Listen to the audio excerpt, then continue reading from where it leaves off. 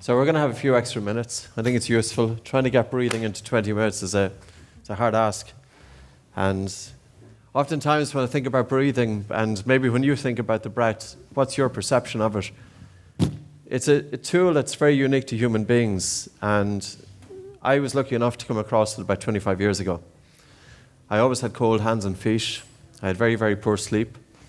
I was always typically mouth breathing as a kid because of a stuffy nose, and as a teenager I was waking up tired. But mouth breathing, of course, is having huge negative impact on the physiology of the human body. And yet nobody seems to ask the question. I'm sure many of you, when you visit your medical doctors, does the question ever come into being whether you're breathing through your nose or mouth? It seems so obvious, and breathing itself is so obvious. But yet, because it's so obvious and so simple, we have overlooked it. It's only in the last 4 years that attention has started to come on breathing.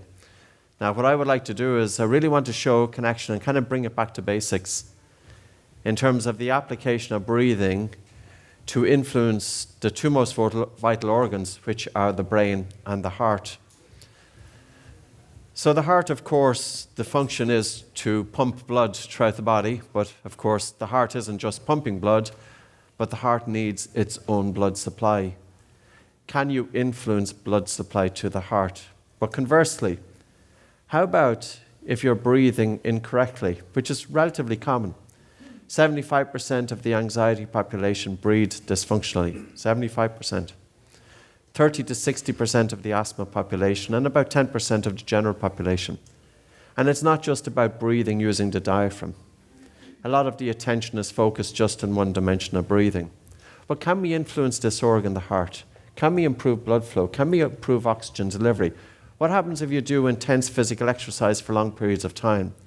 Could that have a negative impact on the heart? Could you help to mitigate that by breathing a little bit different during physical exercise? It's never just about the air that's coming into your nose or mouth that's the key. We always should be thinking about downstream. Can you influence alveolar ventilation? So can you influence the air that gets down to the small air sacs in the lungs? Can you influence gas exchange, oxygen transfer from the lungs into the blood? But more importantly, can you influence oxygen delivery to the tissues and organs, including the heart and brain? The brain itself consumes about 20% of our oxygen. It's 2% of our body weight. 15 to 20% of cardiac output goes to the brain. So the brain, for its weight, consumes 10 times more oxygen than any other organ in the human body. 10 times more. But many of us can be depriving the brain of a little blood flow, and we don't even know it. And that in turn can impact our memory, our concentration, our energy levels, anxiety, PTSD, depression. Because when we reduce blood flow to the brain gets excited. We have 80 billion brain cells. Each brain cell is communicating with 15,000 other brain cells. The brain needs fuel. How do you fuel the brain?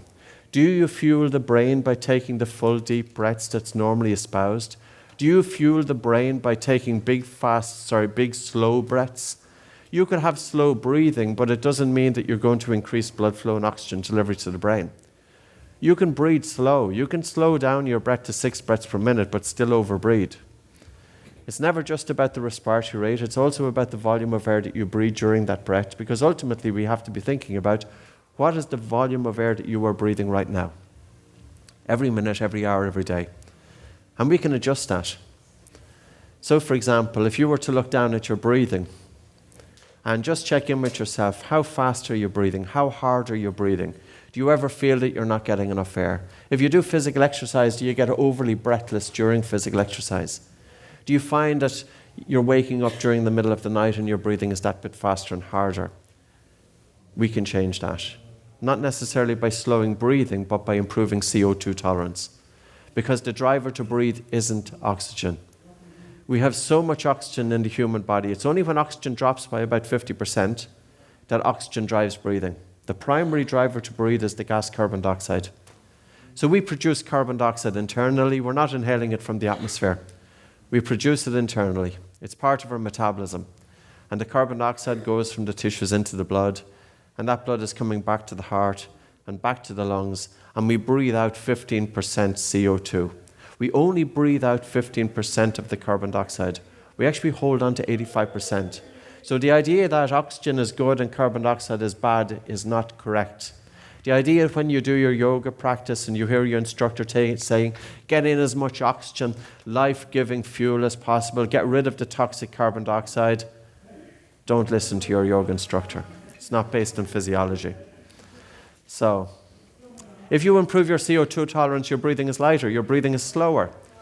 You do physical exercise with less ventilation, and you can train your body to do that. So why does it matter? Light breathing is what I'm going to emphasize here on. Now, breathing itself is very simple. You talk about the breath in, the breath out, that's it, okay? What do you do with that counts? If you breathe faster, what is it? It's going to be a stressor. If you breathe faster and harder, what does that do? It's a stressor. If you breathe slower and lighter, what does that do? It typically dampens the stress response and increases relaxation. But it can also expose you to a slight sensation of air hunger. It's sometimes good to put yourself into an uncomfortable situation, and I will be putting you into a little bit of an uncomfortable situation, a controlled dose of air hunger, and for you to surrender to that, because that will train the brain also not to react to discomfort. Overbreathing gets a lot of attention. Hyperventilation exercises get a lot of attention. They have their purpose, but what about doing the opposite? What about reducing your breathing volume, increasing your blood circulation, bringing warmth into your hands, bringing saliva into your mouth, activating the rest and digest response, and training your everyday breathing patterns. In terms of blood flow to the brain, it's pretty quick. 60 seconds, you can increase blood flow to the brain. By how much? Between 6 and 9%. And if you check the physiology of it there, just put in carbon dioxide vasodilator. Carbon dioxide, vasodilator, brain. You'll pull up a series of different articles and papers. This is just normal physiology. You don't inhale carbon dioxide. You're not bringing it from the outside in. We're producing it anyway. Why not just breathe in a way that we actually hold on to it? And not to breathe in a way that we're getting rid of too much of it. Because if we do, you may notice that you have cold hands, you have cold feet, you have brain fog, you have reduced memory, you're more likely to be in a panic. It's never just a stressful situation that puts into a panic. We have to think about how is our underlying breathing pattern. And the individuals that we work with across all spheres, top-class, world-class musicians, athletes, police organizations, military special operations, because ultimately the ideal is it's your everyday breathing. If you're going into a situation, you need to be able to have focus on that. You need to be able to concentrate. You need to be able to hold your attention. You need to be able to be resilient and not going into a difficult situation and going into a fight or flight response with hyperventilation, because if you hyperventilate going into a difficult situation, your brain interprets that the body is under threat.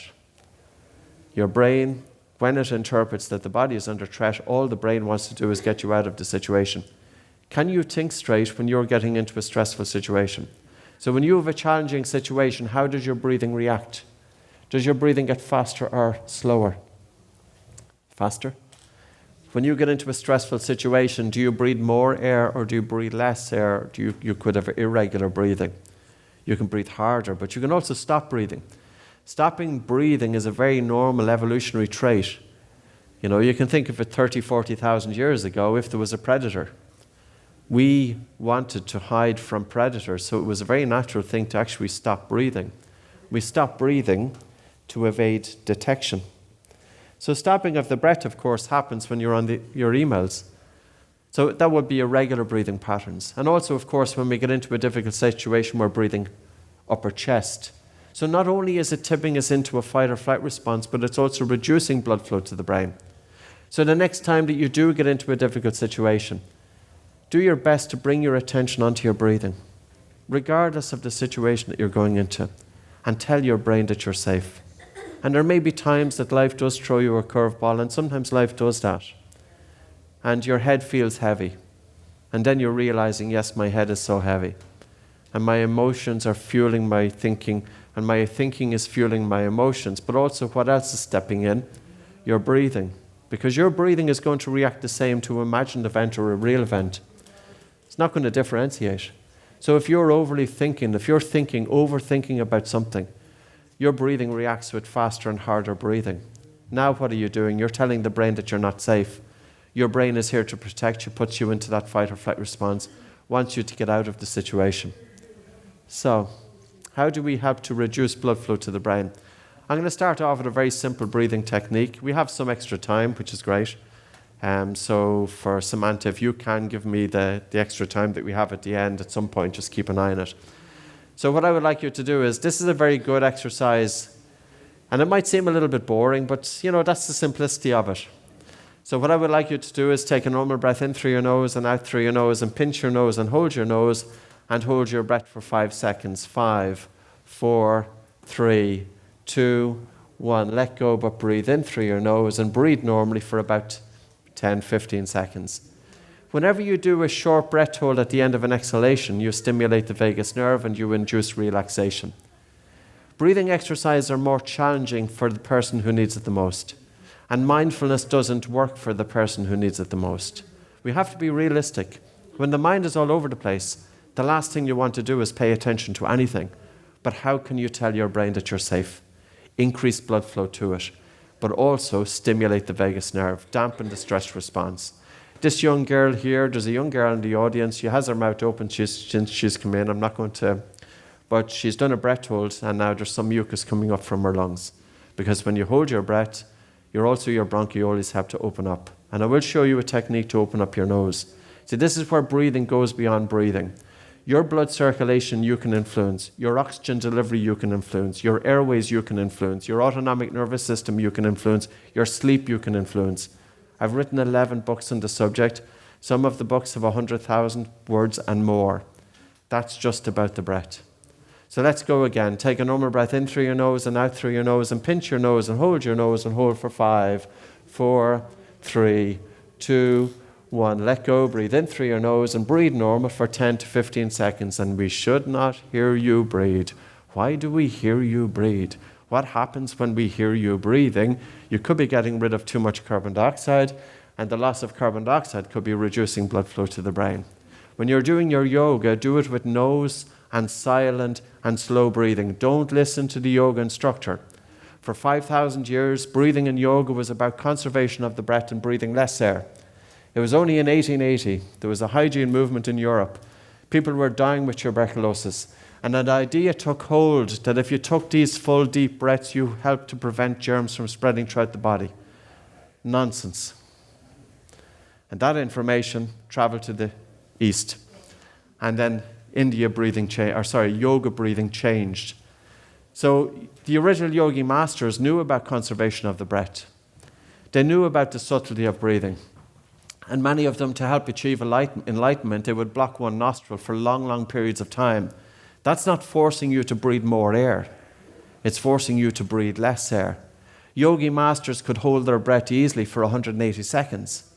If you can hold your breath easily for 180 seconds, you have got CO2 tolerance. You can tolerate a high buildup of carbon dioxide. Do you understand where I'm going? So information has crept into the breathing world, but that information isn't necessarily correct. And then you might be saying, well, why am I saying something that somebody else is saying the opposite? All I will say to you is this: practice it. This is so subtle, it's so simple, and yet your body will tell you straight away.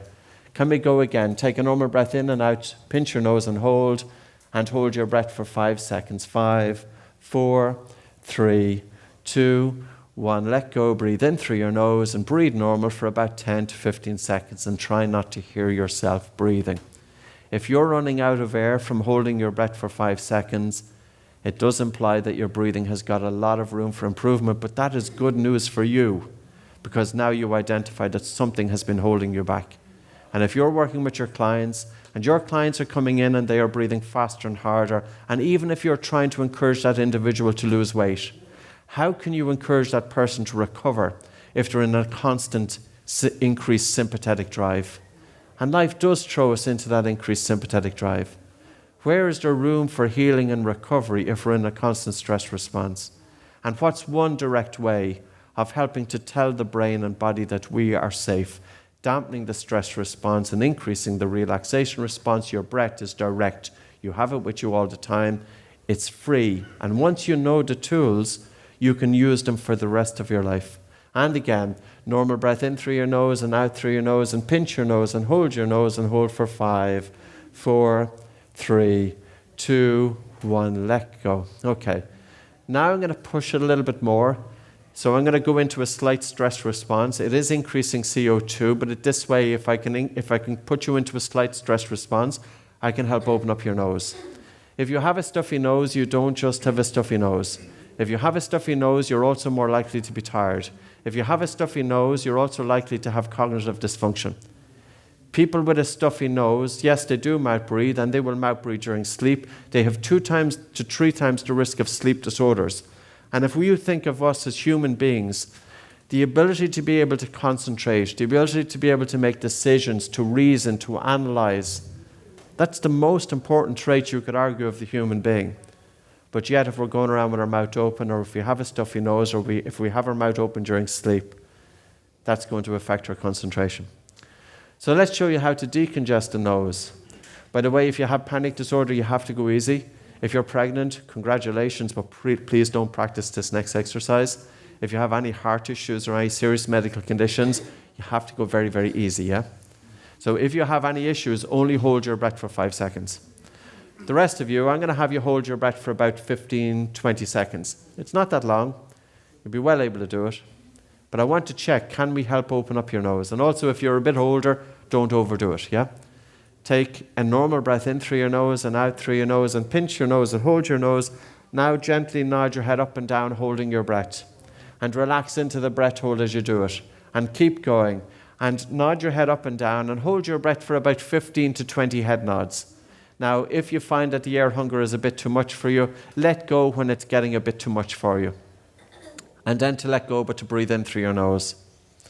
So whenever you're ready, then let go, but breathe in through your nose. So we'll do this 3 or 4 times. This got me into breathing. I'm not a left of field individual at all. You know, I'm not into the whole woo-woo and the language that's around breathing and all the nonsense that you hear about it, honestly. Because all it's doing is putting mainstream people off. This is so for everybody. You know, everybody should have an ability to self-regulate, to improve their sleep, to get out of their heads, to improve blood flow, to improve oxygen delivery. You don't need all the paraphernalia. You don't need to be dressed a certain way. You don't need to be talking a certain way. Because if that's the case, it's not going to get to where it needed most. And again, take a normal breath in through your nose and out through your nose, and pinch your nose and hold your nose, and gently nod your head up and down. Push it a little bit. But kind of listen to your body and keep holding your breath, because what you want to do is you're holding your breath to the point that you feel a moderate to strong air hunger. Keep going, keep pushing, keep going, keep pushing, keep going without overdoing it. If it gets a bit too much for you, let go sooner and breathe in through your nose. In other words, listen to your body. There's a point to push it, but also with stress or exercise, and we're kind of keeping it easy enough, but long breath holds is a stressor because it puts you into air hunger. Air hunger is a primal fear.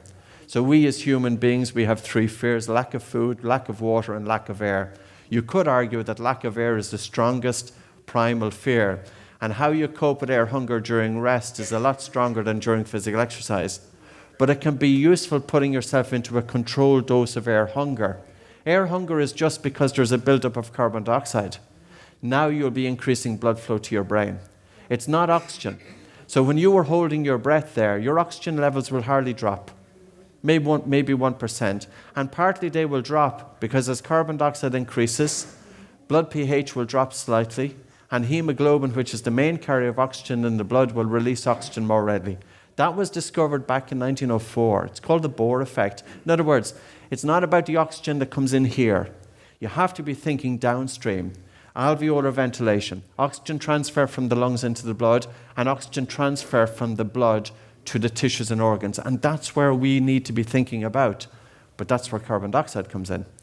And again, take a normal breath in through your nose and out through your nose, and pinch your nose and hold your nose. We shouldn't hear your breathing, and you're gently nodding your head up and down. And if you're bringing up mucus, it is brilliant because now your airways are opening. That's what you want. So keep holding your breath. So if somebody has asthma, I would expect you to have 50% less asthma symptoms in 2 weeks. I just don't talk about breathing. I spent 20 years working with clients with breathing problems, with anxiety, with panic disorder, with asthma, with sleep, one-to-one, small groups, and you learn a lot from experience.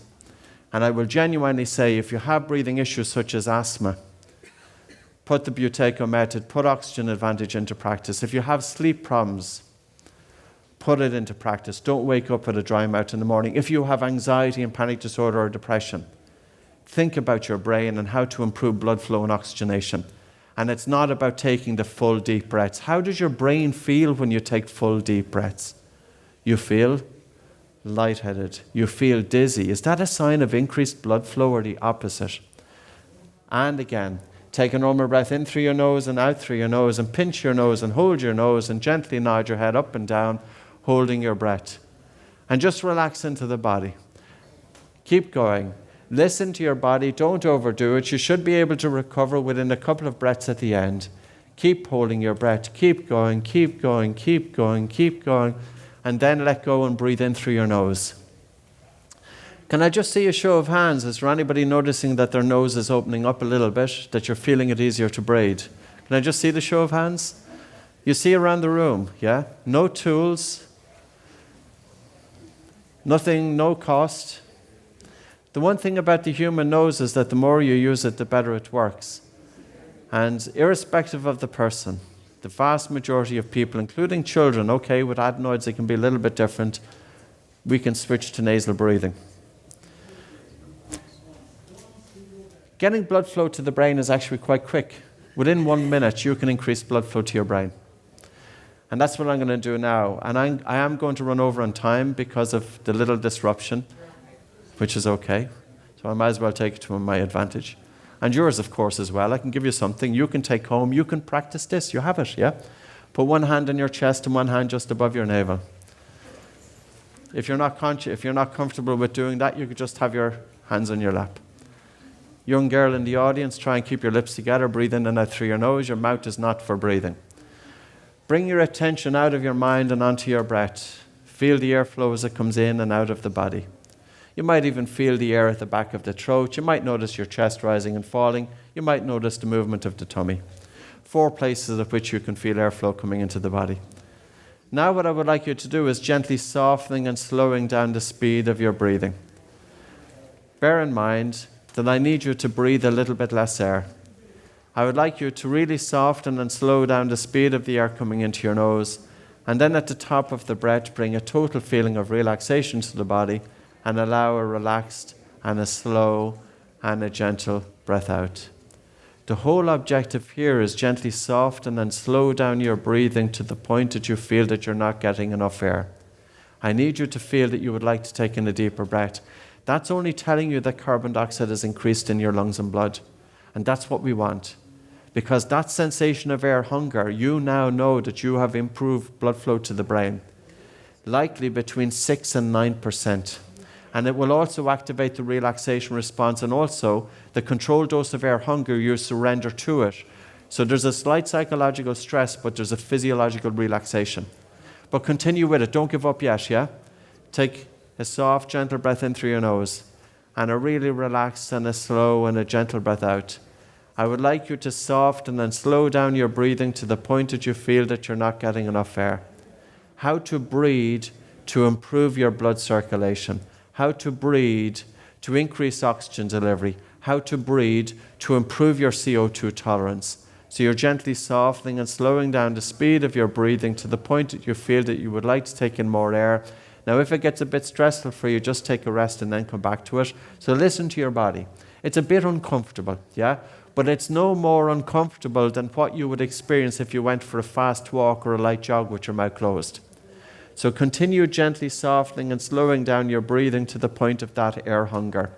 And relax into it. And pay attention to the saliva in the mouth. Pay attention to whether you're getting sleepy. Pay attention to the temperature of your hands. Can you influence your blood circulation in 1 to 2 minutes?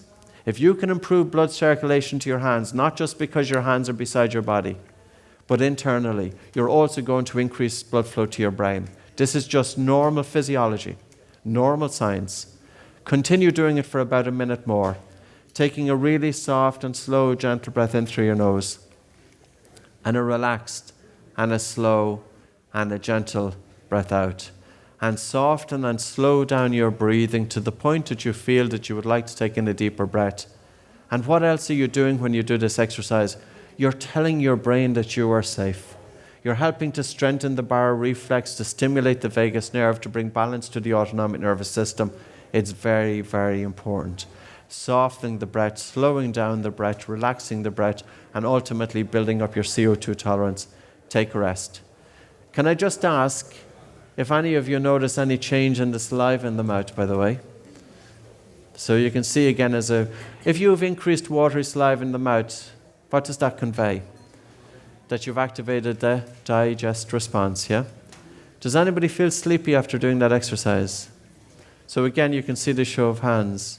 If you feel sleepy, what has it done? It has activated the relaxation response, rest and digest. Like very often in life, we always think about the stressors. What about the recovery? Yes, I can stress you. I can lower your blood oxygen saturation down to 85%, down into the 70s. I can stress you all you want, but maybe that's not what you need. You know, you have to think about both. We use 24, 25 different breathing exercises. That's what you can do with the breath. You can go from here to here. It's a little bit like physical exercise, but the one thing about breathing is bring it into your way of life. Because you don't have to set the time aside. Do you do physical exercise?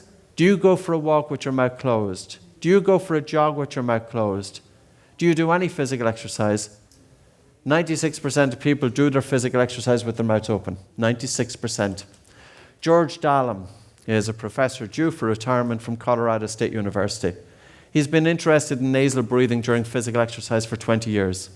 His most recent paper is looking at the long-term effects of endurance running on the heart. He says endurance athletes have scarring of their heart. Why? Because they are putting in a lot of mileage with their mouth open, which is likely causing hyperventilation, which is reducing blood flow and oxygen delivery to the heart muscle. And during intense exercise, the cardiac output of the heart is 6 times over what it would be during rest. But it only gets up to 5 times enough blood flow to sustain 5 times cardiac output.